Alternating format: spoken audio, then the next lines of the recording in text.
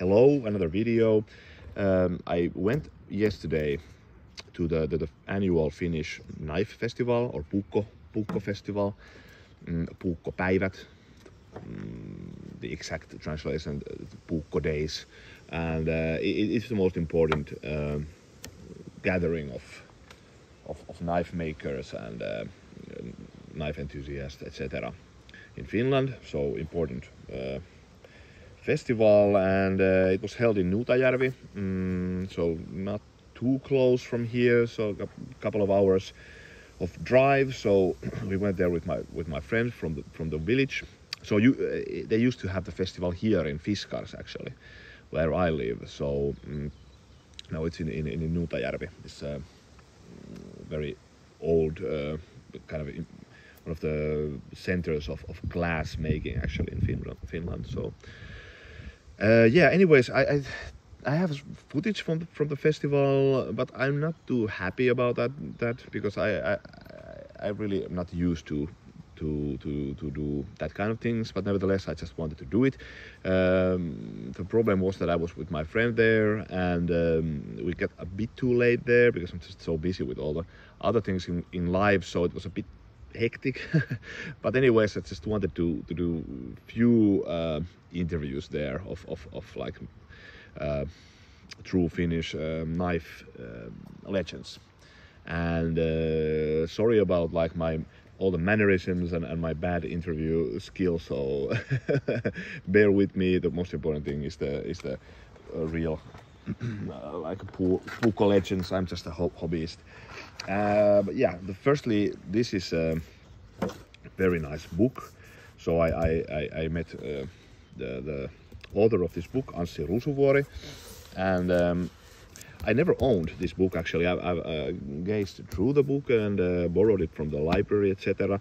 So I know the book, but never owned one. So Anssi was very kind of hand me this copy of this book. Thank you very much, Anssi. Very kind of you. And yeah, I will maybe just insert here like the small clip that I made with Anssi. I could have actually just do much more like in-depth discussion, because there's so much actually that I could have asked, and so much like if the conversation would have just kind of get a bit deeper and so forth, it would be really interesting, because if somebody knows Finnish knife is this guy, so it definitely is so. And I was just a bit too hectic all the time. I didn't want to also too unpolite to my friend, he's not a knife enthusiast so as me, but he was kind enough just to come with me as a company. So a bit hectic, and also Anssi is not only a puukko author, of course. He's a puukko master. So I will put the link on the description of his knife website, and he makes really nice knife, which is shown in the footage. But I was just a bit more concentrated just to do a small interview. But anyways, here is Anssi. Hello.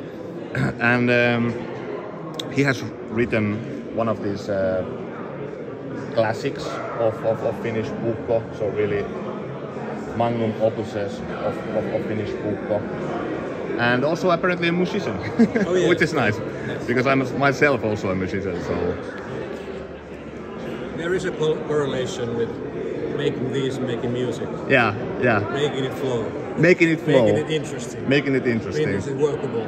Yes. Yeah. And can I ask? I'm not really good at making interviews or anything.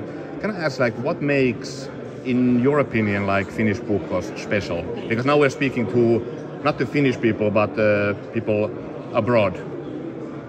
Yeah, well, I'm thinking that up until the Middle Ages or so, I think knives were pretty similar all over Europe, at least. Not in America, they didn't know how to make them at the time. But I think in Finland, foremost, Finnish people were pretty poor, but they had their own establishments. They weren't slaves ever, but they were pretty poor. But they had to learn how to make everything with basically just one knife. That very much different things with knife. They could make their own, basically furniture with only one knife, and to hunt and to protect themselves and so on. And it's been the practicality. Yeah. That's the thing. Yeah. This is perfect for basically everything. It's not perfect for just one purpose. You can find better knives for just one purpose, for skinning a knife. But this is, you can do basically, if you get lost in the wood with this, you'll survive. Yes. And for whittling, carving wood, it's the best type of blade you can ever have. Yeah. So it's Scandi prime. It's like putting butter on and feather sticks and all this bushcraft stuff also with knives. This is something which I also have thought about, like this Finnish, I thought this eräkulttuuri, which I will explain here in the video, is one part of this Finnish specialty. We have like people who were farmers, but then they also went to hunt. They had their own like areas in the forest, and they had to have a belt knife here. So I thought maybe it's far-fetched, but I think puukkos could be one of the most original like outdoor knives. Like really, they're not only hunt, they're not only for specific duty, but to belt, and then you go forest and you do all the things that comes at you. And also one special thing is that the sheath, it has to be safe. Yeah. Safe for you. Yeah. You don't do this. And also like this. Yes. This is exactly what I have been talking about in my channel, you know, because there's so many bad sheaths, and I have been so like disappointment because if I go to hike for 1 week to Lapland, I want that the knife stays there, you know. I don't want to lose the knife, and it's a simple thing, but it's with many knife makers, it doesn't exist. It's pretty typical in the States, for example, that you have a very beautiful practical knife, but the sheath isn't. It's not the same quality. Yeah. It should be. Yeah. There are good, of course, not everybody does, but still in Finland, I think it's the best sheaths in the world for practical knives from Finland. Yes. Even from Sweden, Norway, they're the same quality. This is exactly what I have been talking about, and I was just, I thought am I like dreaming, or is this like my own take? Because I have noticed, for example, I have an old Martini knife from, I bought it in a hunting trip in a 96 or something like this in Lapland, like basic Martini kind of wall of this kind of cheapish knife, but the handle of the sheath of the puukko still works. It doesn't fall. So it's just, I don't know. I've, in many videos I've said that in Finland you can explain this of course better because you're really you know something. I don't know. I'm just a hobbyist. But was there? This is my feeling. Like they put a lot of effort in Finland for also making like as we spoke, like practical sheets, but also beautiful knife sheets. If I think, for example, Iisakki, Järvenpään, this. I always say that the Finnish knife, Finnish puukko, shouldn't be examined without its sheath. They complement each other. So, for example, here, this might be even more important because of the same color, same wood. Same wood, same color, and it connects all this. And simple, also this kind of simplicity. In my opinion, the beauty of simplicity is there also. So. And practicality, form follows function. That's the most important thing. Yeah. And of course, for example, in Sweden, you can see knives handles that have made of very many different pieces and so on. It's okay if someone likes it, but it's very seldom so seen in Finland, you know. Yeah. Because it's practicality. You don't like to have different pieces here, which can live a little, and then you have blisters here. Yeah. You should be able to work this for like a year, every day, for 10 years, or 20 years. For sure. So it's very important. It's practical. You can feel it. You can feel where the blade is. It's not too round, for example. You can hold it in many different types of pitchings, and it's just And what, from practicality you can find beauty. yes, and this is very nicely put. This is really could be the title of the video. Very nicely said. And also, what I found is that many people nowadays they prefer like synthetic materials, so micarta and all sorts of stuff. But I've noticed in my knife use that wood is also quite durable when it's made well.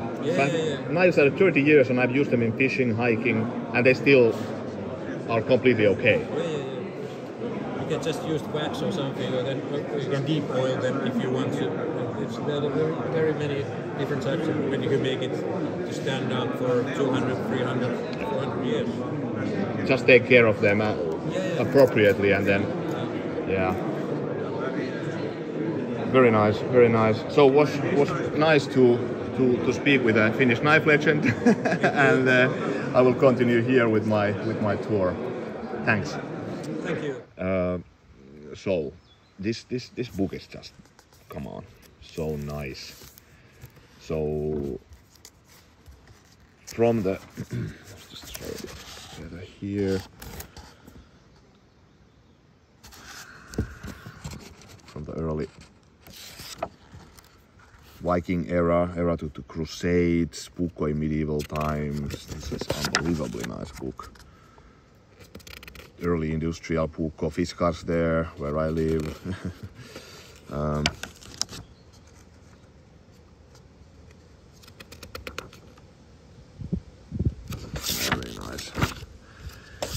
Very nice book. So well put together. Big pictures. Very nice, the descriptions, the information, everything. Development of kauhava puukko here. Very nice. So kudos to Anssi of this book. Very nice indeed. There's the old Vöyri puukko. There's many that I do recognize. So highly recommendable book, and it's nice that you can have this also in English. You definitely should get this one. Hey, but thanks for watching. See you later.